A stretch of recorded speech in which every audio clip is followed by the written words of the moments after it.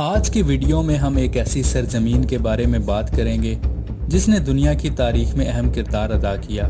ہم بات کر رہے ہیں جرمنی کی، جو جنگوں، ثقافت، سائنس اور ترقی کا مرکز رہا ہے۔ آج کی ویڈیو میں ہم جرمنی کی تاریخ پر تفصیل سے بات کریں گے اور جانیں گے کہ اس قوم نے کیسے ترقی کی اور وقت کے ساتھ خود کو کیسے بدلا۔ جرمنی کی تاریخ تقریباً رومی دور سے شروع ہوتی ہے، جب پہلی بار مختلف جرمن قبائل کا تذکرہ تاریخ میں ملتا ہے۔ یہ قبائل رومی سلطنت کے خلاف برسر پیکار تھے۔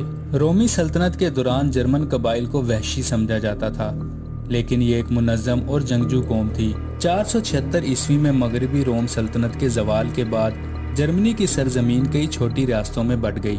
962 عیسوی میں اوٹو اول نے مقدس رومی سلطنت کی بنیاد رکھی، جو تقریباً 1806 تک قائم رہی۔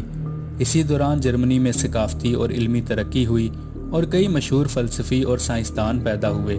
18ویں اور 19ویں صدی میں پروس نامی ریاست ابھری، جو جرمنی کی یکجہتی میں اہم کردار ادا کرتی ہے۔ 1871 میں اوٹو ون بسمارک کی قیادت میں جرمنی کو متحد کر دیا گیا اور پہلی بار جرمن سلطنت قائم ہوئی۔